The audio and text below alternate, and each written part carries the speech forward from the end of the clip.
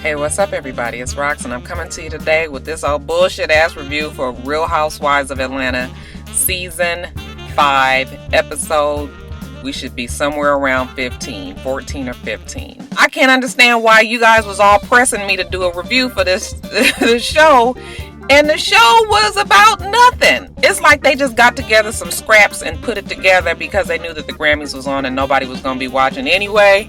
Because this was really an episode that I probably would have skipped had I not done a video for them this past week. Well, they weren't even on that past week. But yeah, I was just like, what? This was a waste of my dang on time. But you know what? I'm going to do a review for it because I love y'all. Rocky love y'all. Y'all want a hug? Let me give y'all a hug.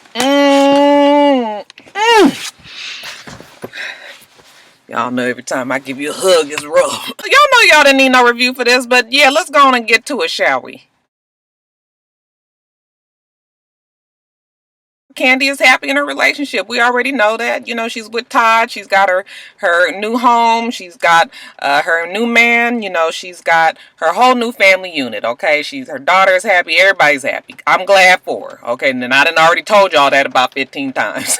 She's firmly implanted in her wifey duties. Okay, so she has Sunday dinners now, and you know she cooks for her man and her baby, and you know life is good for her. She has Phaedra over, and she asks her, you know, hey, what you feel about that whole stallion donkey booty gate the other night? And Phaedra was just like, you know, after I thought about it, I didn't really think nothing too much of it other than, you know, she's pressed. She must want to be like me. Other than that, it didn't really bother me.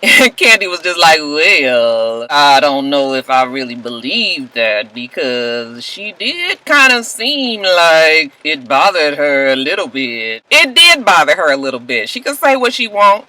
But the fact that you were good friends with her and you was able to realize that, yeah, Phaedra was a little teed off about that little production that Kenya did, and the fact that she was trying to steal her video idea and all of that, you know, it did bother Phaedra.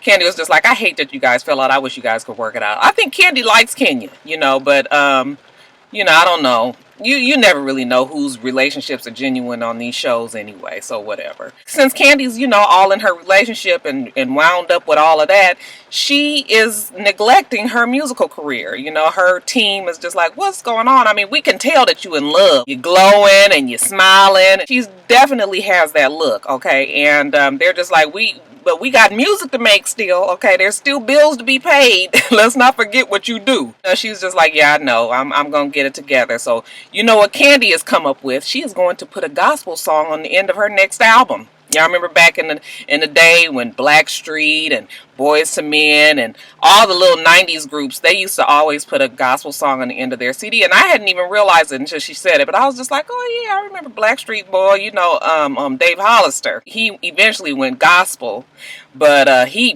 put the stank on some gospel. Woo! Yeah, so, you know, Candy is gonna sing gospel. She even got Marvin Sapp to agree to help her out on a song. You know, she said the reason why she's so successful and the reason why she just lets the haters just kind of dust off her shoulders is because she stays prayed up, y'all. And ironically, that is the name of her song. I stays prayed up. Well, it ain't I stays, but it's just I stay prayed up. My friends was like, Roxanne, you are so damn ghetto and country, and you put an S on the end of everything, and you always say I done did this and I done did that. I never even realized that I said that. That's it, okay? I was like, all right, Candy. Candy is gonna be praising the Lord in the day and slinging the rubber D at night. Okay, talk about the hustle.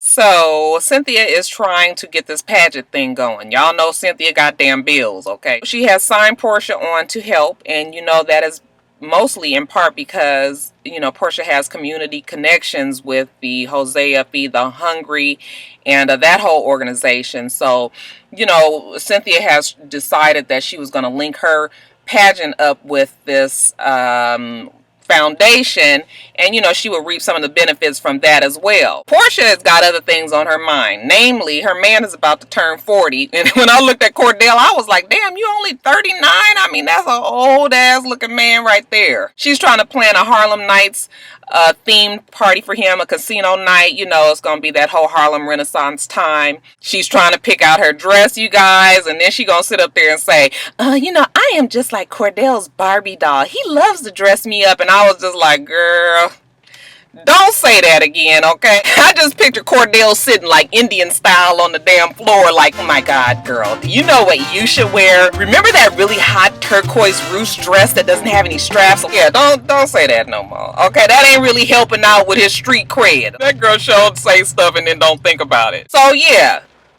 she ain't really got time, okay? She looking at locations and she's got all this other thing that she's trying to do. But baby girl is trying to be there and whatnot, but it just ain't really working out for Cynthia. Cynthia and her have a meeting. They're supposed to meet together and really try to, I guess, tie up the loose ends. And I was laughing at how Cynthia set her up before she even got there. She goes and tells the Bailey boys, which is her assistant and her, I guess, her manager in her school or whatever, that Portia told her that she didn't want them people in her house because they were strangers and that she doesn't like to have strangers in her home. I was just like, now what is the big deal with that, okay? You might not set up your household that way.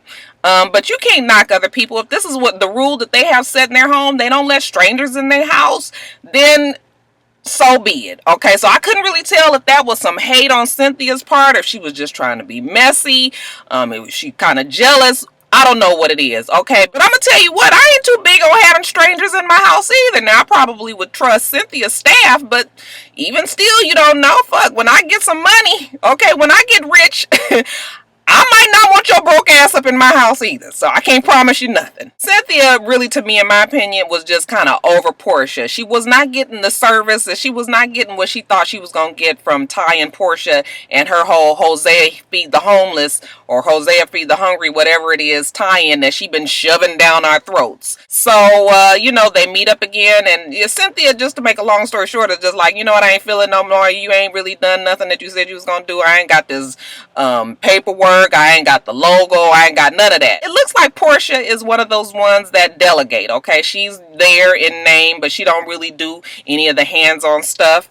And I guess the people at the foundation ain't got this information to Cynthia in the time that she felt like she needed it. So, Portia's kind of taken aback like, well, damn, I'm trying to do what I need to do and you telling me you don't need me no more? Yeah, Cynthia, I don't know. I don't really know where she's coming from. I can't really place whether or not she was really genuine and just saying, maybe this is not going to work for us, or if she was kind of having a little hate.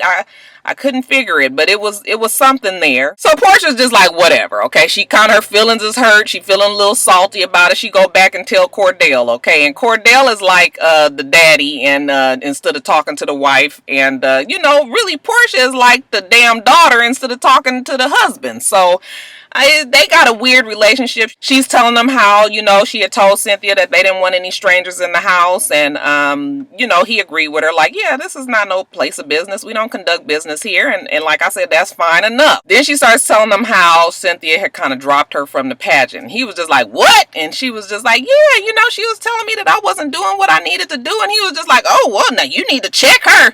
And she's like, well, I did check. And he said, no, did you hear what I said? I said, you need to check her. And I was like, nigga, what the fuck is you being so strong in your opinion for, okay? We just said we heard you. What the hell is wrong with you? Something wrong with Cordell a little bit. I was just like, now like I said, he talked to her kind of like the daughter daddy kind of thing. That made me like, I couldn't figure out if he was trying to just be extra for the show or if this is really how he is. I was like, this is a little weird, but I guess so. She just a cute wife. And, I keep on telling y'all, she ain't fixing to be class valedictorian no time soon.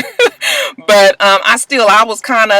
I was weirded out about that little conversation. And then, again, it was just like a little blip. So, it might not be nothing to it, but whatever. It's strange to me. The night of the party happens. It's like I said, it's the Harlem Nights theme. I can't really tell if everybody got their Harlem Nights themed stuff on. She ends up wearing a long dress when I thought she should have worn a little short flapper, the feathery dress. But she wears the long sequin jeweled dress. And Cordell looked like he got on a damn Steve Harvey suit circa 2001. I was just like, now that ain't really Harlem Renaissance, but you know, Steve Harvey suits did used to have a little gangster feel to it, so maybe that's where he kind of got mixed up. Y'all remember them Steve Harvey suits? That shit was horrible. Even Steve Harvey don't wear Steve Harvey suits. Anyway, Candy and Todd get there.